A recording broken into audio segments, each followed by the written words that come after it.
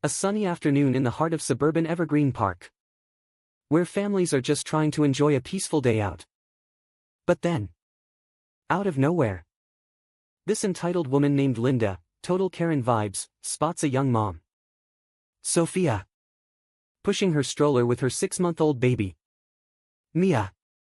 Inside, Linda's face twists into that classic rage mode, and she marches over like she owns the place, ready to unleash hell over absolutely nothing. Why?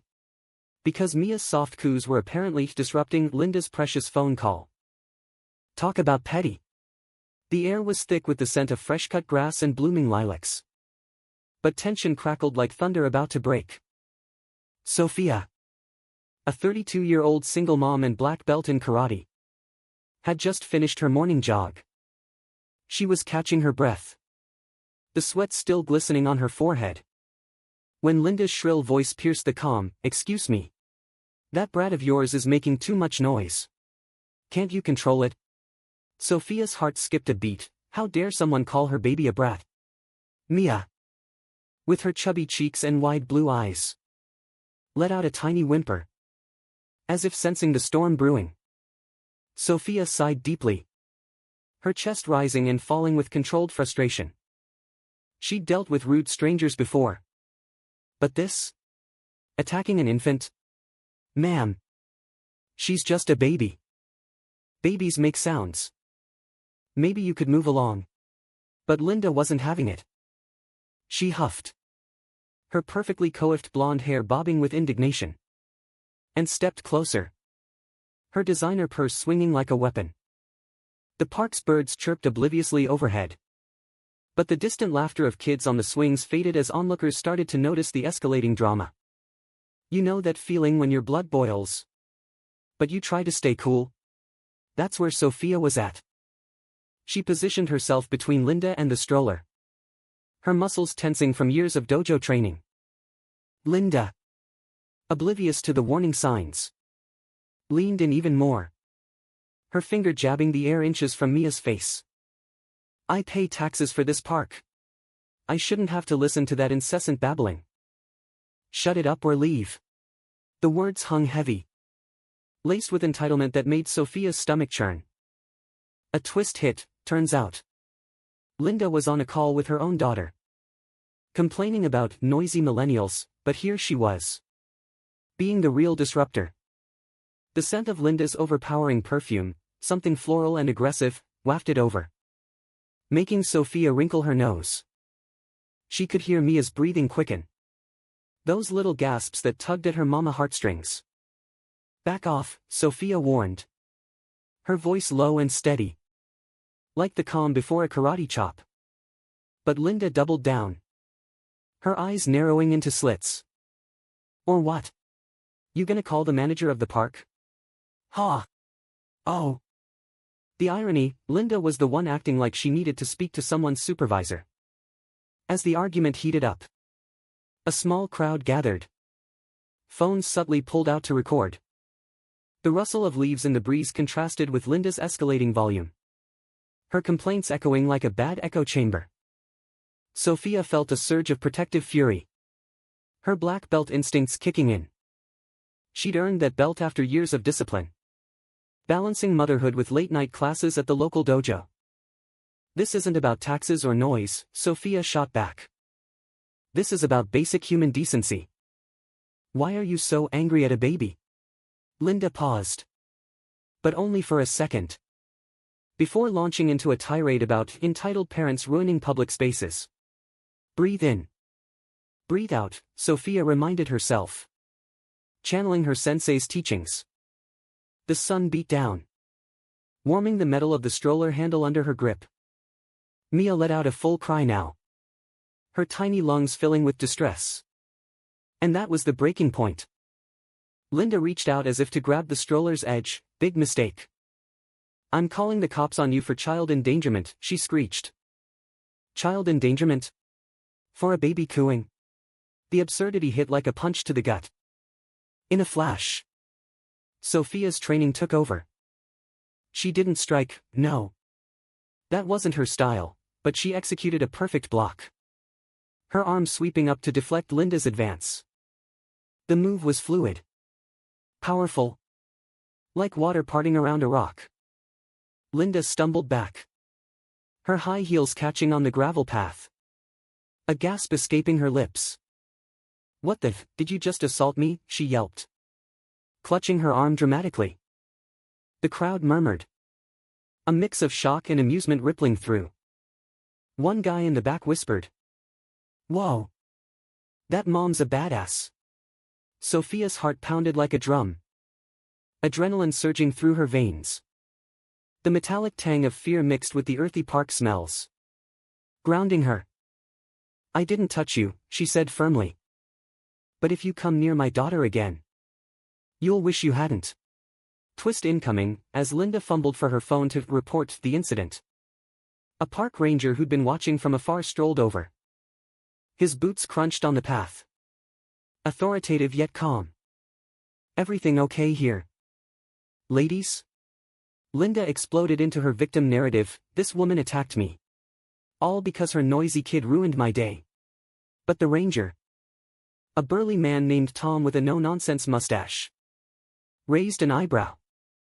He'd seen the whole thing unfold while patrolling. "Ma'am, I saw you approach them aggressively." The mom was defending her child. Sophia exhaled a shaky breath. Relief washing over her like a cool wave. Mia's cries softened as Sophia rocked the stroller gently. The rhythmic squeak of the wheels a soothing counterpoint. But Linda wasn't done. "Oh no." She amped up the drama. "Do you know who I am? I'm on the HOA board. I'll have this park's funding cut." The crowd gasped collectively. HOA tyrants were the stuff of neighborhood nightmares. Sophia felt a flicker of doubt. Could this escalate beyond the park? The air hummed with tension. Birds scattering as Linda's voice rose to a fever pitch. Enter the unexpected ally, an elderly woman named Mrs. Patel, who lived nearby and often fed the ducks. She'd been recording on her phone. Her arthritic fingers steady despite the excitement. "I got it all here," she said, her voice quivering with righteous anger. "This lady's been harassing folks for weeks. Last time, she yelled at my grandkids for playing too loud." The video showed Linda's unprovoked advance.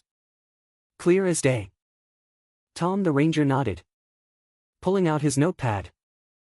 "Ma'am, you're the one causing a disturbance. I suggest you leave before I issue a citation." Linda's face drained of color. Her entitlement crumbling like a sandcastle at high tide. She stammered. But. The twist deepened. Turns out, Linda's HOA position was already on thin ice due to previous complaints. Whispers spread. Neighbors had stories of her nitpicking lawns, banning barbecues, and even trying to fine a family for their dogs barking. Karma was circling, ready to bite. Sophia stood tall. Her black belt not just a title but a symbol of resilience. "It's okay, Mia," she murmured, the baby's sobs turning to hiccups.